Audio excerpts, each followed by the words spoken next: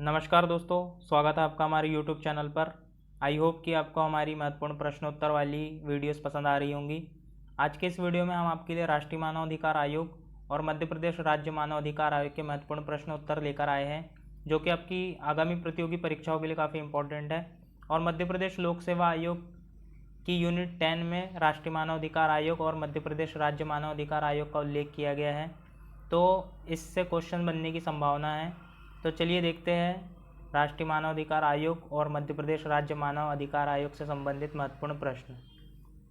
आज का पहला प्रश्न है, राष्ट्रीय मानव अधिकार आयोग का गठन कब हुआ? ऑप्शन है आपके पास 12 अक्टूबर 1993, 13 अक्टूबर 1993, 14 अक्टूबर 1993, 16 अक्टूबर 1993। तो इसका जो सही आंसर है वो है ऑप्शन ए 12 अक्टूबर 1993। चलिए दोस्तों बात करते हैं अगले प्रश्न की। राष्ट्रीय मानवाधिकार आयोग के प्रथम अध्यक्ष कौन थे? ऑप्शन है आपके पास HL दत्तू, S राजेंद्र बाबू, रंगनाथ मिश्र, अरुण मिश्रा। तो इसका जो सही आंसर है वो है ऑप्शन सी रंगनाथ मिश्र। राष्ट्रीय मानवाधिकार आयोग के प्रथम अध्यक्ष रंगनाथ मिश्र थे। चलिए दोस्तों बात करते हैं अगले प्रश्न की। राष्ट्रीय मानवाधिकार आयोग के अध्यक्ष और सदस्यों की नियुक्ति की समिति से संबंधित नहीं है। ऑप्शन है आपके पास लोकसभा अध्यक्ष, राज्यसभा का सभापति, लोकसभा में विपक्ष का नेता, राज्यसभा में विपक्ष का नेता। तो इसका जो सही आंसर है वो है ऑप्शन बी राज्यसभा का सभापति। तो दोस्तों राष्ट्रीय मानवाधिकार आयोग के अध्यक्ष और सदस्यों की नियुक्ति एक समिति की सिफारिश के आधार पर की जाती है, और उस समिति के अध्यक्ष जो होते हैं वो होते हैं प्रधानमंत्री, और उसमें लोकसभा के अध्यक्ष, लोकसभा में विपक्ष का नेता, राज्यसभा में विपक्ष का नेता, राज्यसभा का उपसभापति और गृह मंत्री और लोकसभा का अध्यक्ष। तो यह सभी उसके सदस्य होते हैं और प्रधानमंत्री उसके अध्यक्ष होते हैं। तो इस समिति की सिफारिश के आधार पर राष्ट्रपति मानवाधिकार आयोग के अध्यक्ष और सदस्यों की नियुक्ति करते हैं। चलिए दोस्तों बात करते हैं अगले प्रश्न की। राष्ट्रीय मानवाधिकार आयोग के अध्यक्ष और सदस्यों की नियुक्ति कौन करता है? ऑप्शन है आपके पास राष्ट्रपति, प्रधानमंत्री, भारत के मुख्य न्यायाधीश, गृह मंत्री। तो इसका जो सही आंसर है वो है ऑप्शन ए राष्ट्रपति। राष्ट्रीय मानवाधिकार आयोग के अध्यक्ष और सदस्यों की नियुक्ति राष्ट्रपति करते हैं, और यह जो है एक समिति की सिफारिश के आधार पर उनकी नियुक्ति करते हैं, जिसके अध्यक्ष कौन होते हैं? तो प्रधानमंत्री उसके अध्यक्ष होते हैं। चलिए दोस्तों बात करते हैं अगले प्रश्न की। राष्ट्रीय मानवाधिकार आयोग के अध्यक्ष और सदस्यों की नियुक्ति एक समिति की सिफारिश के आधार पर की जाती है, उसका अध्यक्ष कौन होता है? ऑप्शन है आपके पास राष्ट्रपति, प्रधानमंत्री, भारत के मुख्य न्यायाधीश, डी केंद्र सरकार। तो इसका जो सही आंसर है वो है ऑप्शन बी, जैसा मैंने अभी आपको बताया कि राष्ट्रीय मानवाधिकार आयोग के अध्यक्ष और सदस्यों की नियुक्ति राष्ट्रपति द्वारा की जाती है, लेकिन उनकी नियुक्ति के लिए एक समिति की सिफारिश जरूरी होती है, और उस समिति के जो अध्यक्ष होते हैं वो प्रधानमंत्री होते हैं, और उस समिति की सिफारिश के आधार पर ही राष्ट्रपति मानवाधिकार आयोग के अध्यक्ष और सदस्यों को नियुक्त करते हैं। चलिए दोस्तों बात करते हैं अगले प्रश्न की। राष्ट्रीय मानवाधिकार आयोग के वर्तमान अध्यक्ष कौन है?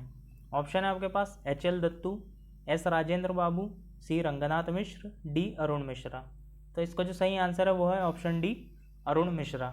इससे पहले जो राष्ट्रीय मानवाधिकार आयोग के अध्यक्ष थे वो HL दत्तू थे, और अभी जो हाल ही में नियुक्त हुए हैं अरुण मिश्रा जी। चलिए देखते हैं अगला प्रश्न। राष्ट्रीय मानवाधिकार आयोग का मुख्यालय कहाँ स्थित है? ऑप्शन है आपके पास मुंबई, भोपाल, नई दिल्ली, चेन्नई। तो इसका जो सही आंसर है वो है ऑप्शन सी नई दिल्ली। चलिए दोस्तों देखते हैं अगला प्रश्न। राष्ट्रीय मानवाधिकार आयोग के अध्यक्ष और सदस्यों की पदावधि कितने वर्ष की है? ऑप्शन है आपके पास 3 वर्ष या 60 वर्ष की आयु, ऑप्शन बी 3 वर्ष या 62 वर्ष की आयु, 3 वर्ष या 70 वर्ष की आयु, 3 वर्ष या 65 वर्ष की आयु। तो इसका जो सही आंसर है वह है ऑप्शन सी 3 वर्ष या 70 वर्ष की आयु। तो राष्ट्रीय मानवाधिकार आयोग के अध्यक्ष और सदस्य 3 वर्ष या 70 वर्ष की आयु, इनमें से जो भी पहले हो तब तक अपने पद पर बने रह सकते हैं। चलिए दोस्तों बात करते हैं अगले प्रश्न की।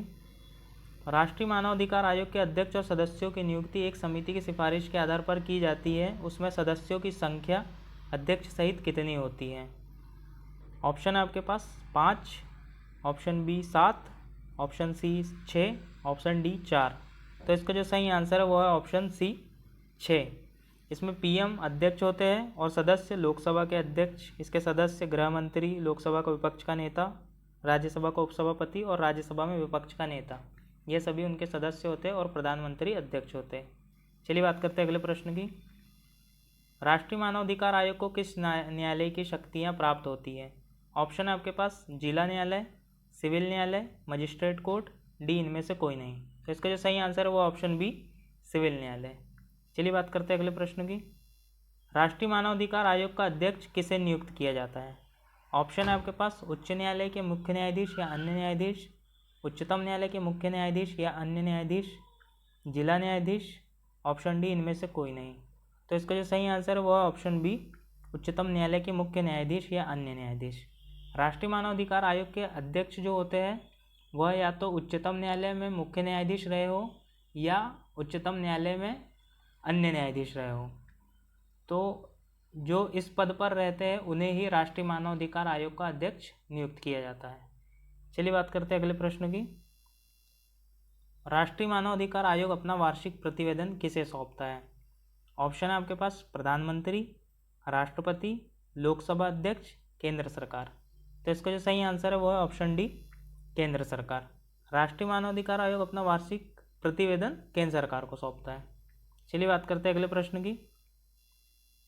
राष्ट्रीय मानवाधिकार आयोग का गठन मानवाधिकार संरक्षण अधिनियम 1993 की किस धारा के तहत किया गया है? ऑप्शन है आपके पास धारा 2, ऑप्शन बी धारा 3, ऑप्शन सी धारा 21, ऑप्शन डी धारा 5। तो इसका जो सही आंसर है वो है ऑप्शन बी धारा 3। तो मानव अधिकार संरक्षण अधिनियम 1993 इसकी धारा 3 के तहत राष्ट्रीय मानवाधिकार आयोग का गठन करने का प्रावधान है। चलिए बात करते हैं अगले प्रश्न की। राष्ट्रीय मानवाधिकार आयोग के अध्यक्ष व सदस्य भारतीय दंड संहिता की किस धारा के तहत लोक सेवक समझे जाते हैं? ऑप्शन है आपके पास धारा 20, धारा 22, धारा 21, धारा 23। तो इसका जो सही आंसर है वो है ऑप्शन सी धारा 21। भारतीय दंड संहिता की धारा 21 के तहत मानवाधिकार आयोग के अध्यक्ष और सदस्य लोक सेवक समझे जाते हैं। तो आपसे क्वेश्चन ये भी पूछ सकता है कि भारतीय दंड संहिता की किस धारा के तहत राष्ट्रीय मानवाधिकार आयोग के अध्यक्ष और सदस्य लोक सेवक समझे जाते हैं? तो इसका जो सही आंसर है वो है धारा 21। चलिए बात करते हैं अगले प्रश्न की। राष्ट्रीय मानवाधिकार आयोग के अध्यक्ष और सदस्य अपना त्यागपत्र किसे सौंपते हैं? ऑप्शन है आपके पास प्रधानमंत्री, राष्ट्रपति, लोकसभा अध्यक्ष, केंद्र सरकार। तो इसका जो सही आंसर है वो है ऑप्शन बी राष्ट्रपति। इनकी नियुक्ति भी राष्ट्रपति द्वारा की जाती है और राष्ट्रीय मानवाधिकार आयोग के अध्यक्ष और सदस्य अपना त्यागपत्र भी राष्ट्रपति को सौंपते हैं और राष्ट्रपति इन्हें साबित कदाचार के आधार पर भी इनको हटा सकता है। चलिए बात करते हैं अगले प्रश्न की। मध्य प्रदेश राज्य मानवाधिकार आयोग का गठन कब हुआ? ऑप्शन है आपके पास 11 सितंबर 1993, 15 सितंबर 1993, 13 सितंबर 1995, ऑप्शन डी है 15 सितंबर 1995। तो इसका जो सही आंसर है वो है ऑप्शन सी 13 सितंबर 1995। तो मानव अधिकार जो आयोग है मध्य प्रदेश राज्य का उसका गठन हुआ था 13 सितंबर 1995 को और यह मानव अधिकार संरक्षण अधिनियम 1993 की धारा 21 के तहत मध्य प्रदेश राज्य मानवाधिकार आयोग का गठन किया गया है। चलिए बात करते हैं अगले प्रश्न की।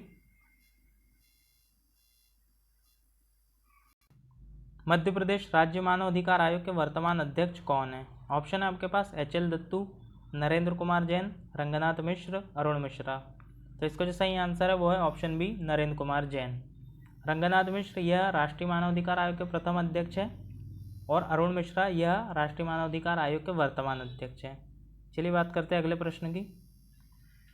मध्य प्रदेश राज्य मानवाधिकार आयोग के अध्यक्ष और सदस्यों की नियुक्ति एक समिति की सिफारिश के आधार पर की जाती है, उसका अध्यक्ष कौन होता है? ऑप्शन है आपके पास मुख्यमंत्री, प्रधानमंत्री, विधानसभा अध्यक्ष और राज्यपाल। तो इसका जो सही आंसर है वो है ऑप्शन ए मुख्यमंत्री। तो जो राष्ट्रीय मानवाधिकार आयोग था उसमें जिस समिति के आधार पर अध्यक्ष और सदस्यों की नियुक्ति की जाती थी उसके अध्यक्ष होते थे प्रधानमंत्री। अब जो राज्य में जो मानवाधिकार आयोग है राज्य मानवाधिकार आयोग उसके जो अध्यक्ष और सदस्य की जो नियुक्ति होती है तो उस समिति के जो अध्यक्ष होते हैं वह मुख्यमंत्री होते हैं। तो ये आपको याद रखना है। राष्ट्रीय मानवाधिकार आयोग में प्रधानमंत्री अध्यक्ष होते हैं उस समिति के और राज्य मानवाधिकार आयोग में समिति के अध्यक्ष मुख्यमंत्री होते हैं। चलिए बात करते हैं अगले प्रश्न की। मध्य प्रदेश राज्य मानवाधिकार आयोग का ध्येय वाक्य क्या है? ऑप्शन है आपके पास हम सब बराबर, बराबर हमारे कर्तव्य, हम सब एक, हमारे अधिकार एक, ऑप्शन सी हम सब बराबर, बराबर हमारे अधिकार, ऑप्शन डी इनमें से कोई नहीं। तो इसका जो सही आंसर है वो है ऑप्शन सी हम सब बराबर, बराबर हमारे अधिकार। चलिए बात करते हैं अगले प्रश्न की। मध्य प्रदेश राज्य मानवाधिकार आयोग के अध्यक्ष और सदस्यों को साबित कदाचार के आधार पर किसके द्वारा हटाया जा सकता है? ऑप्शन है आपके पास मुख्यमंत्री, राज्यपाल, विधानसभा अध्यक्ष, राष्ट्रपति। तो इसका जो सही आंसर है वो है ऑप्शन डी राष्ट्रपति। मध्य प्रदेश राज्य मानवाधिकार आयोग के अध्यक्ष और सदस्यों की नियुक्ति राज्यपाल द्वारा होती है, लेकिन साबित कदाचार के आधार पर उन्हें सिर्फ राष्ट्रपति ही हटा सकते हैं। चलिए बात करते हैं अगले प्रश्न की। मध्य प्रदेश राज्य मानवाधिकार आयोग के अध्यक्ष और सदस्यों की नियुक्ति कौन करता है? ऑप्शन है आपके पास मुख्यमंत्री, राज्यपाल, विधानसभा अध्यक्ष, राष्ट्रपति। तो इसका जो सही आंसर है वो ऑप्शन बी राज्यपाल। जैसा मैंने अभी आपको बताया कि मानवाधिकार आयोग राज्य का जो होता है उसके अध्यक्ष और सदस्यों की नियुक्ति राज्यपाल द्वारा की जाती है, लेकिन उन्हें साबित कदाचार के आधार पर सिर्फ राष्ट्रपति हटा सकते हैं। चलिए देखते हैं अगला प्रश्न। मध्य प्रदेश राज्य मानवाधिकार आयोग के अध्यक्ष और सदस्य अपना त्यागपत्र किसे सौंपते हैं? ऑप्शन है आपके पास राज्यपाल, मुख्यमंत्री, राष्ट्रपति, विधानसभा अध्यक्ष। तो इसका जो सही आंसर है वो है ऑप्शन है राज्यपाल। मध्य प्रदेश राज्य मानवाधिकार के अध्यक्ष और सदस्य अपना त्यागपत्र राज्यपाल को सौंपते हैं। चलिए बात करते हैं अगले प्रश्न की। मध्य प्रदेश राज्य मानवाधिकार आयोग भवन का नाम क्या है? ऑप्शन है आपके पास वल्लभ भवन, ऊर्जा भवन, मानवाधिकार आयोग भवन, पर्यावास भवन। तो इसका जो सही आंसर है वो है ऑप्शन डी पर्यावास भवन। और मध्य प्रदेश राज्य मानवाधिकार आयोग का जो मुख्यालय है वह भोपाल में स्थित है। चलिए बात करते हैं अगले प्रश्न की। मध्य प्रदेश राज्य मानवाधिकार आयोग के प्रथम अध्यक्ष कौन थे? ऑप्शन है आपके पास मोहम्मद हिदायतुल्ला, AM खानविलकर, हबीबुल्ला, इनमें से कोई नहीं। तो इसका जो सही आंसर है वो है ऑप्शन सी हबीबुल्ला। चलिए बात करते हैं आज के आखिरी प्रश्न की। मध्य प्रदेश राज्य मानवाधिकार के आयोग के अध्यक्ष और सदस्यों की नियुक्ति वाली समिति में कौन कौन शामिल होते हैं? ऑप्शन है आपके पास मुख्यमंत्री, राज्य का गृह मंत्री, विधानसभा अध्यक्ष, उपरोक्त सभी। तो इसको जो सही आंसर है वो है ऑप्शन डी उपरोक्त सभी।